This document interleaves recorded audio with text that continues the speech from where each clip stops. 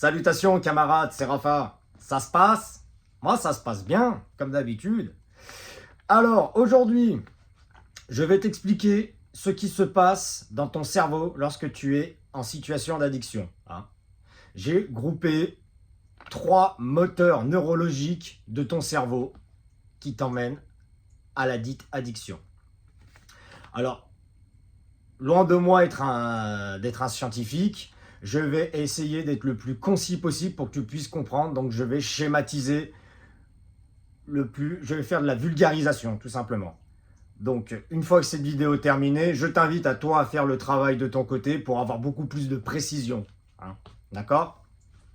Et avant de démarrer la vidéo, je t'invite à liker, à partager, à activer la clochette pour avoir de nouvelles vidéos, de nouveaux contenus. Et on ne perd pas de temps, d'accord? Donc, j'ai résumé. Donc, on a dit 3 moteurs neurologiques, ok? Il y a 3 régions principales qui sont pour moi le plus important. Il y a l'hypothalamus, l'amygdale et l'hippocampe. Alors, l'hypothalamus, c'est ce qui va fabriquer ta dopamine, l'hormone du plaisir, l'hormone de la récompense, d'accord? Ça va permettre de réguler ton taux de cortisol. Et c'est ce qui va permettre aussi de gérer ton excitation liée au SEX et au plaisir. Ensuite, l'amygdale, c'est ce qui gère tes émotions. Lorsque tu es en situation de stress ou en situation d'anxiété, lui va permettre de stabiliser tout ça. Et ensuite, tu as la région de l'hippocampe. Et l'hippocampe, c'est ta mémoire court et long terme. Donc lorsque tu te fappes, qu'est-ce qui se passe? L'hypothalamus, comme je l'ai expliqué, ça régule l'excitation, le plaisir. Donc c'est lui qui va libérer ta dose de dopamine une fois que tu as... je ne vais pas aller plus loin. L'hypothalamus va aussi libérer un brin de testostérone. Ce qui peut expliquer que dans certaines études, qui sont pour moi... qui sont pas de bonnes études, ce qui peut expliquer, ou tu peux voir que plus tu vas te fab, plus ton taux de testo va augmenter. Donc c'est totalement faux. Non. Ça va en libérer, c'est pas pour autant que tu vas en fabriquer. Qu'on s'entende. Mais ça peut expliquer le petit bond que tu peux avoir lorsque tu te fabs. C'est uniquement ça. Ensuite, l'amygdale, lui, il va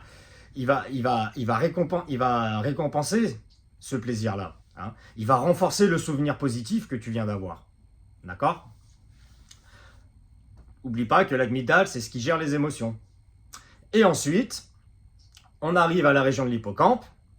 Lui, il va stocker ce souvenir. Il va stocker ce souvenir en étant un souvenir positif. D'accord? Donc, vois ça comme un cercle. Donc, une fois que ce cercle est accompli, qu'est-ce que tu vas faire, toi? Tu vas revouloir ce même plaisir-là. Donc, tu vas réactiver l'hypothalamus, l'amygdale, etc., etc. Donc, tu fais ce cercle. Seulement voilà, à force de pratiquer cet acte, qu'est-ce qui va se passer? Eh bien, tu vas désensibiliser ton cerveau. Ce qui veut dire que tu vas arriver à tu vas créer une tolérance. Donc, ton hypothalamus, va créer une tolérance et c'est ça qui va t'amener à franchir des paliers dans le regard, dans la vision de tes contenus. Tu vas toujours avoir plus. Tu auras besoin d'être plus stimulé. Et tu seras plus stimulé parce que tu vas petit à petit prendre moins de plaisir. Les petites vidéos que tu regardais, les petites vidéos simples, qui étaient suffisantes pour toi pour t'exciter, ce sera pas assez à la longue. C'est là que tu vas franchir des paliers. C'est là où tu vas vouloir plus. Au début, c'était juste peut-être un rapport homme-femme dans une vidéo pauvre. Je prends ça à titre d'exemple. Là, peut-être que tu vas vouloir plus. Tu vas vouloir 2 mecs, une femme, ou 2 femmes, un mec. Je sais pas, moi. Peu importe. C'est pas la... Peu importe le contenu. Ce que je veux dire, c'est que tu vas franchir forcément des paliers. Et tu vas avoir besoin de plus de stimuli. Voilà. Et là, malheureusement, il va se passer que ton hypothalamus, j'ai oublié de le préciser, il régule ton cortisol. Là, il va moins bien réguler. Et ça, c'est pas bon. Le cortisol, c'est l'hormone du stress. Faut pas l'oublier. Donc l'amygdale, lui, émotion, il va se passer que tu vas avoir plus de frustration puisque tu es moins excité. Tu auras plus de frustration, tu seras un peu plus anxieux, ok? Tu seras beaucoup plus stressé. Et le fait d'être stressé, bah, tu vas encore augmenter ton taux de cortisol. Donc là, déjà, on commence à pas être bon. Tu vois où je veux en venir.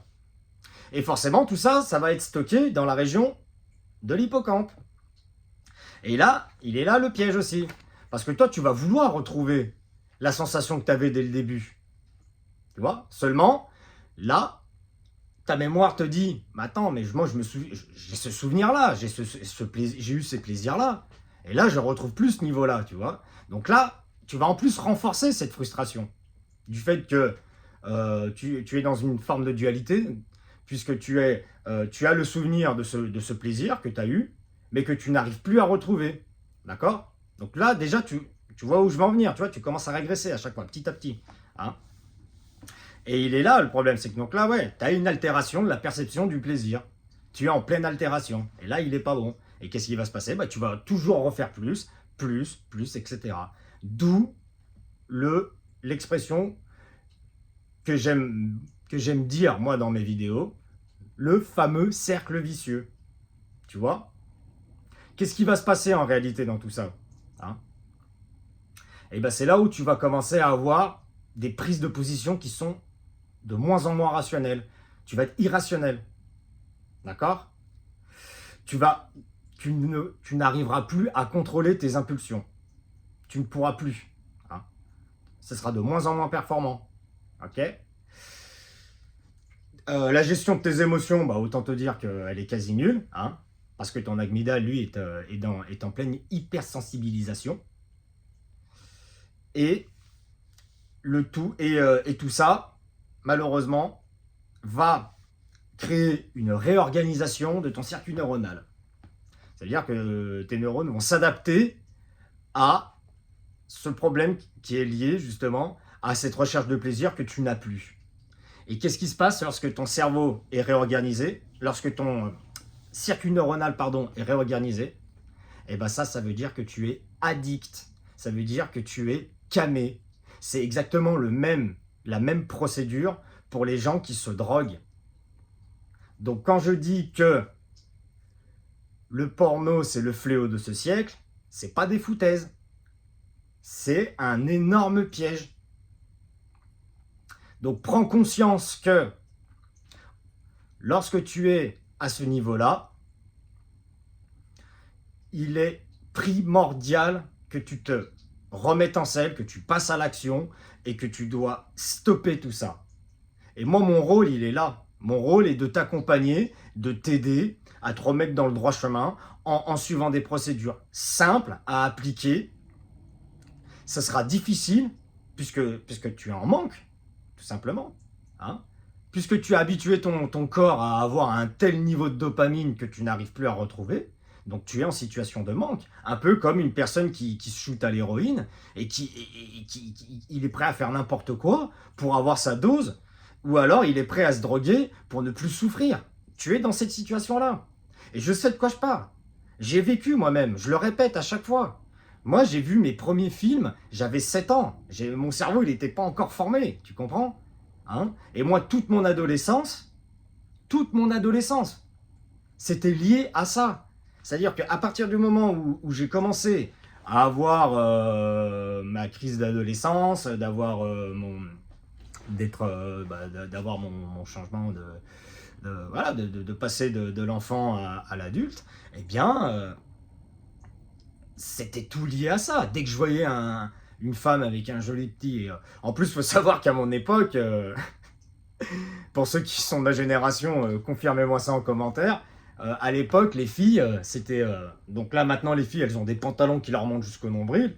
Moi, c'était tout le contraire. Les filles, elles avaient les tailles très très basses. Donc dès qu'elles se baissaient, on voyait toujours le string. Croyez bien que nous, les mecs, on était... ah ben, c'était plaisant à regarder, on va pas se mentir. Hein. Mais dès que je voyais ça, tac, je rentrais, bam bam. Et tout était lié. Hein. Et même mes premiers, même pour vous dire, hein, je vais même me confier, moi, mon premier rapport que j'ai eu très tard, moi j'ai été dépucelé à 18 ans. Moi j'estime que c'est assez tard, surtout dans le monde dans lequel on est, tu vois. Eh bien, la première fois qu'il y a eu l'acte, j'ai rien compris. J'ai dit, mais non seulement j'ai eu le regard biaisé du fait de regarder des contenus comme ça porno. Mon regard était totalement biaisé. J'ai dit, mais attends, d'une, j'ai pas l'impression de prendre du plaisir. De deux, j'ai pas le gourdin comme j'aurais aimé. Et au final, ça a été une catastrophe. Quand j'y repense, ça me fait rire. Mais en y réfléchissant bien, non, c'est quand même dramatique en réalité. Hein.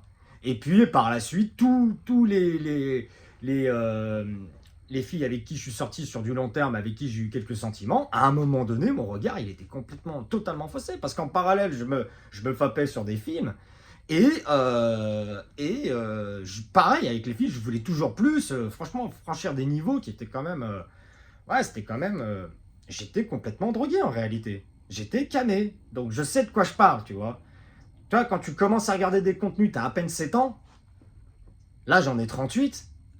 Je te laisse imaginer l'état de mon cerveau, comment il était. Moi, j'ai dû faire une restructuration totale. D'où l'intérêt de faire de la rétention séminale sur une très longue période. Moi, ça fait plus d'1 an que je fais de la rétention. Bon, je te cache pas que là, les filles, ça commence à me manquer. Je vais pas te mentir, c'est la vérité. Bien sûr. Seulement là, voilà, je suis en train de... J'ai d'autres projets dans ma vie et pour le moment, je mets les filles de côté, tu vois. Bon, là, maintenant, je suis arrivé à un niveau où je peux me repermettre maintenant de refréquenter des filles, etc. Sur ce plan-là, il n'y a plus de souci parce que mon cerveau, il a été restructuré. Mais moi, il m'a fallu énormément de temps. T'imagines, de 7 ans jusqu'à mes 36, 36 ans, 37 ans. C'est énorme. Donc moi, il a fallu un très très long travail.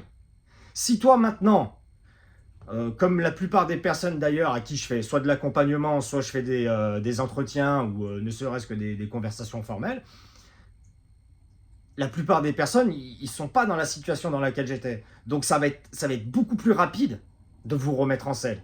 D'où l'accompagnement de 3 mois. Ça peut être 3 mois, ça peut être moins. Ça peut être un peu plus, mais 3 mois, c'est une superbe estimation. Moi, je te dis qu'on peut y arriver ensemble, on peut travailler ensemble, il n'y a aucun problème. Donc c'est pour ça que tu n'hésites absolument pas à prendre contact avec moi dans mon réseau sur Instagram, ou alors tu m'écris un mail et on voit ensemble si on peut potentiellement travailler ensemble. On le fait. Mais surtout, n'hésite pas, il faut que tu passes à l'action. Il faut que tu passes à l'action. Si tu es dans cette situation-là, si tu es constamment en train de franchir des paliers lorsque tu regardes du contenu, c'est que tu es camé, c'est que tu es addict. Il faut que tu prennes conscience de ça. D'accord? Donc c'était une petite vidéo très rapide. Hein. Comme je le dis, faites le taf à côté, parce que là j'ai vraiment résumé le plus simplement possible. C'est intéressant de comprendre ce qui se passe réellement dans ton cerveau. Donc n'hésitez pas à faire le taf de votre côté. Et surtout, encore une fois, je le répète, n'hésitez pas à venir me contacter si vous êtes dans cette situation. Ok? C'était la vidéo du jour et moi je vous dis, allez, hasta luego.